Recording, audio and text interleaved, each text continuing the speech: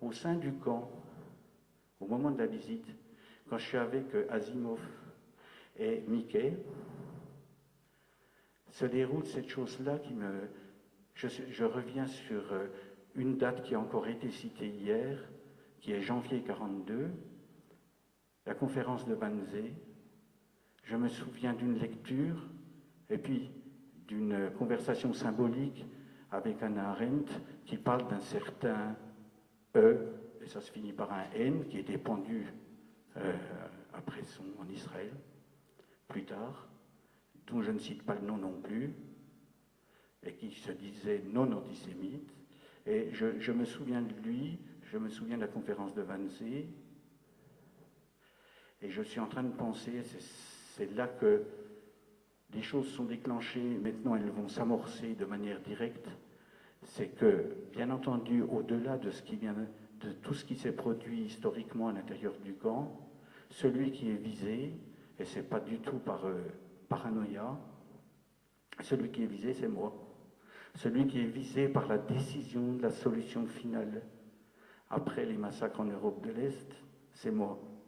Mais alors moi, on ne me connaît pas. C'est donc moi, en tant que genre, en tant que né en 1953, je suis toujours visé. C'est-à-dire qu'on peut passer par l'état de mort pour reconstituer l'état de mort de génération en génération. Je m'explique. Un tout petit truc entre parenthèses. Un grand poète anglais, John Keats, qui était phthisique, entend une nuit, dans sa souffrance personnelle, dans un jardin de Londres, le chant nocturne du rossignol. Il écrit un poème qui s'appelle Ode au rossignol. Et John Keats se dit dedans qu'il entend ce même rossignol qu'a dû entendre Ruth la Moabite lorsqu'elle était dans les champs de blé, dans l'attente de la venue de Bose. Et la solution, elle est celle-ci, c'est que lorsque John Keats parle du rossignol, qui est le même que celui qu'a entendu Ruth la Moabite dans cette antique nuit d'été, eh bien, ce rossignol, ce n'est pas le même rossignol, mais c'est le genre rossignol. C'est-à-dire que celui-ci peut traverser les époques. Et je suis en train de me dire que la conférence de Wannsee, à ce moment-là, ouvre la porte à quelque chose d'infini qui va être perpétré de génération en génération et que Mickey et Asimov sont seuls là à me donner le relais. Ce que j'ai entendu ce matin dans le film de Jean-Michel Marion me confirme cette idée que les choses peuvent toujours continuer. Alors on arrête tout de suite les histoires d'alarme, de scandale. Moi ça m'est parfaitement égal. Simplement considérer que cette revenance de l'histoire, comme cela a été dit dans l'article lu tout à l'heure, est un effet qui malheureusement n'est pas de la littérature.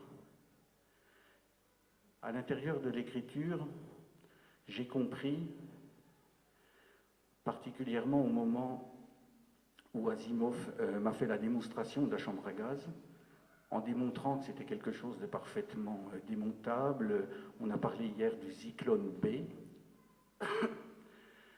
J'ai bien compris que je suis devant quelque chose qui ne s'exprime pas. Et que la difficulté, mais je l'ai compris, je suis extrêmement prétentieux, je l'ai subodoré. Il est impossible de parler de cette situation. Elle nous renvoie à quelque chose d'inexprimable que ceux-là même qui ont vécu cette situation sont incapables de relater. Et de plus, c'est là aussi que j'affirme que le langage exclut. Lorsqu'on le dit, on n'est pas obligatoirement écouté.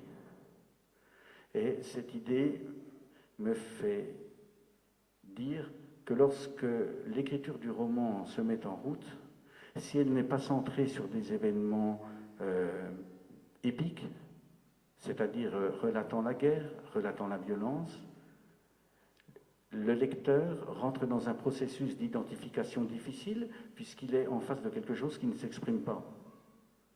C'est donc très difficile pour le lecteur, et je suis le premier lecteur d'autres livres, bien entendu, de rentrer dans ce processus d'identification. Je sais pourtant que le roman est comme une sorte, agit sur notre conscience comme une sorte de miroir, et qu'il va nous emmener dans un pays parfois séduisant, qui peut faire peur, mais d'ici à emmener le lecteur dans quelque chose qui ne s'exprime pas et qui n'existe pas.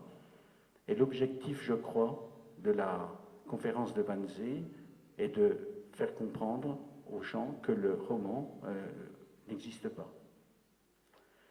Ainsi, je crée cet écart d'exclusion dans la langue qui se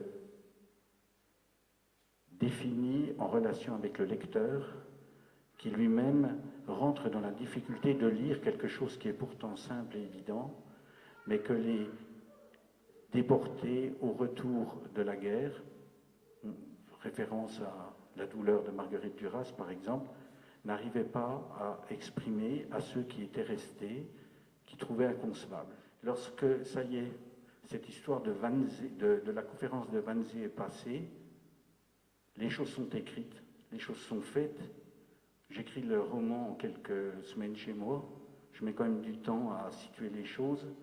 Il y a encore la descente du grand escalier avec Asimov qui m'explique sur cette marche-là, je suis tombé, sur cette marche-là, etc., etc. Et en dernier lieu, les monuments commémoratifs que je mets sur le même plan que le camp, le monument commémoratif est comme une répétition de ce qui pourrait advenir de nouveau, parce que ça veut dire qu'on l'accepte. Et il faut que je trouve une solution.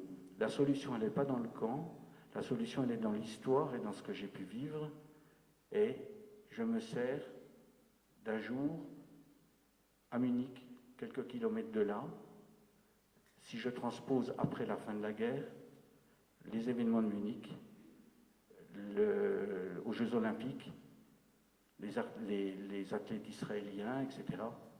Et j'arrive à joindre dans le roman l'histoire fictionnelle, si vous voulez, de quelqu'un qui visite le camp et dont le fils est pris dans une interaction, on va dire, fraction armée rouge, Meinhof, etc. Mythologie qui a pris beaucoup de poids à un certain moment donné de notre histoire. Je tente de relier les deux. Et puis la visite du camp, très vite on se retrouve dans l'avion, ça dure une journée. Et ce qui est terrible, chose que je ne recommencerai jamais, mais qui me revient extrêmement souvent, c'est que ces deux hommes avec qui j'ai été extrêmement proche dans la journée, je ne leur dis même pas au revoir, ils partent. J'ai même plus le temps de penser que Asimov est dentiste. Et puis que Asimov est dentiste et que Mickey était limonadier, qu'il a perçu l'ombre du diable dans un bureau de la Gestapo, j'ai même plus le temps de voir ça. Je ne leur dis pas au revoir. J'écris le roman et étant donné que la conférence de Wannsee a atteint son but, je rêve un jour,